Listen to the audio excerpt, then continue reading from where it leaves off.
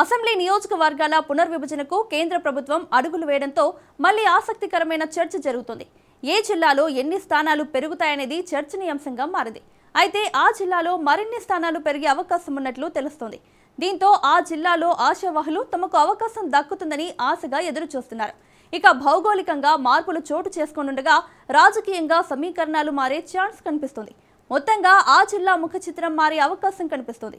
ఇంతకీ ఏ జిల్లాలో అటువంటి పరిస్థితి నెలకొంది తెలుసుకోవాలంటే ఈ స్టోరీ చూడాల్సిందే. భారత ప్రజాస్వామ్య వ్యవస్థలో జనాభా ప్రాతిపదికన నియోజకవర్గాల పునర్విభజన అనేది అత్యంత కీలకమైన ప్రక్రియ. దేశంలోని ప్రతి పౌరుడి ఓటుకు సమాన విలువ ఉండాలనే ఉద్దేశంతో ప్రతి దశాబ్దం జనాభా లెక్కల అనంతరం డిలిమిటేషన్ నిర్వహించడం రాజ్యాంగ ఉద్దేశ్యం. అయితే ప్రస్తుతం తెరపైకి వచ్చిన నియోజకవర్గాల పునర్విభజన అంశం దేశ రాజకీయాల్లో పెను సంచలనానికి కేంద్ర బిందువుగా మారింది. ముఖ్యంగా జనాభా నియంత్రణలో ఆదర్శంగా నిలిచిన దక్షిణాది రాష్ట్రాలు కేవలం జనాభా ప్రాతిపదికన సీట్ల పెంపు జరిగితే తాము రాజకీయంగా ఉనికి కోల్పోయే ప్రమాదం ఉందని ఆందోళన వ్యక్తం చేస్తున్నాయి. సమాఖ్య స్ఫూర్తికి ప్రాంతీయ సమతుల్యతకు మధ్య జరుగుతున్న ఈ చర్చ భవిష్యత్తు భారత రాజకీయ ముఖ చిత్రాన్ని మార్చేలా కనిపిస్తోంది. కేంద్ర ప్రభుత్వం దేశవ్యాప్తంగా లోక్సభ మరియు అసెంబ్లీ స్థానాలను 50% పెంచాలని భావిస్తున్న నేపథ్యంలో దీనిపై తీవ్రస్థాయిలో చర్చ జరుగుతోంది. దేశవ్యాప్తంగా పార్లమెంటు, రాష్ట్ర అసెంబ్లీ స్థానాల పెంపుపై కేంద్ర ప్రభుత్వం తీసుకున్న నిర్ణయం రాజకీయాల్లో చర్చనీయాంశంగా మారింది. ముఖ్యంగా ఈ నిర్ణయం రాజకీయ ఆశావహుల్లో కొత్త ఉత్సాహాన్ని నింపుతోంది. సుమారు 50% వరకు స్థానాలు పెంచే యోచనలో కేంద్రం ఉన్నట్లు సమాచారం రావడంతో కొత్త ఆశావహుల్లో భవిష్యత్తు రాజకీయ సమీకరణాలకు మార్గం సుగమం చేస్తోంది. ఇక మహిళలకు 33% రిజర్వేషన్ అమలుపై కూడా కేంద్రం దృష్టి సారించడంతో నియోజకవర్గాల విభజన అంశం తీవ్ర చర్చనీయాంశంగా మారింది. అయితే అధికారికంగా 2034 నుంచి అమలు చేయాలని ప్రకటించినప్పటికీ 2029 నుంచే కొత్త ఎంపీ, ఎమ్మెల్యే స్థానాలు ఏర్పాటు చేసే దిశగా చర్యలు తీసుకునే అవకాశాలు ఉన్నట్లు రాజకీయ వర్గాల్లో తీవ్ర చర్చ నడుస్తోంది.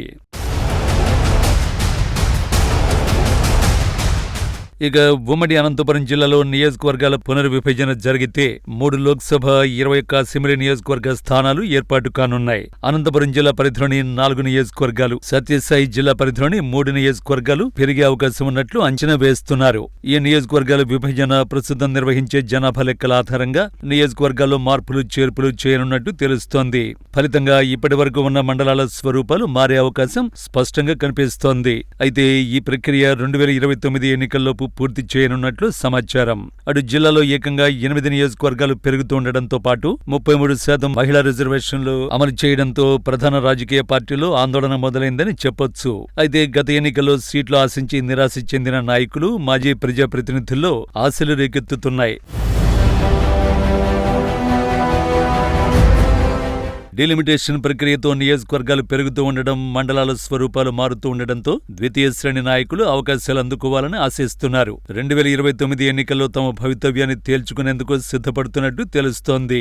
33% మహిళా రిజర్వేషన్లు అమలు చేస్తూ ఉండడంతో ప్రస్తుతం ఉన్న రాజకీయ నేతల్లో టెన్షన్ మొదలైంది. మార్పులు, చేర్పుల్లో భాగంగా తమ నియోజకవర్గంలో రిజర్వేషన్ ఎలా మారుతుందో అన్న ఆందోళనలో పడినట్లు తెలుస్తోంది. కేవలం అసెంబ్లీ నియోజకవర్గాలే కాకుండా పార్లమెంటు నియోజకవర్గాలు మహిళా రిజర్వేషన్లు అమలు కానుండడంతో డిలిమిటేషన్ లో భాగంగా ఉమ్మడి జిల్లాలో ఉన్న 2 లోక్సభ స్థానాలు 3కు పెరగనున్నాయి. రైల్వే డివిజన్ గా ఉన్న గుంతకల్లును లేదా ధర్మవరాన్ని కొత్త లోక్సభ నియోజకవర్గంగా ఏర్పాటు చేసే అవకాశం ఉందని ప్రచారం జోరుగా జరుగుతోంది.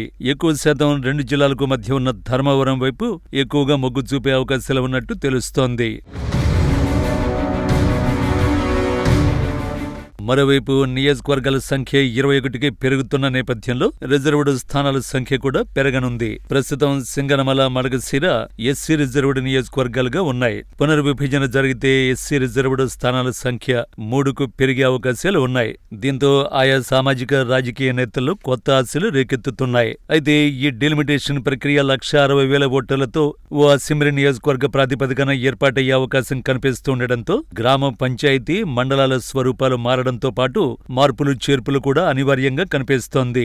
అయితే జిల్లాలో ఏ నియోజకవర్గం ఎలా మారుతుంది, రిజర్వేషన్లు ఎలా ఉంటాయి, ఎన్ని నియోజకవర్గాలు పెరగనున్నాయనేది ఆసక్తికరంగా మారింది. మరోవైపు సీనియర్ల కుటుంబాలని ఆ నియోజకవర్గాల్లో రంగంలోకి దింపే అవకాశం ఉందా, లేదా కొత్త నేతలకు అవకాశం కల్పిస్తారా తెలియాలంటే ఈ పునర్విభజన ప్రక్రియ పూర్తయ్యే వరకు వేచి చూడాల్సిందే.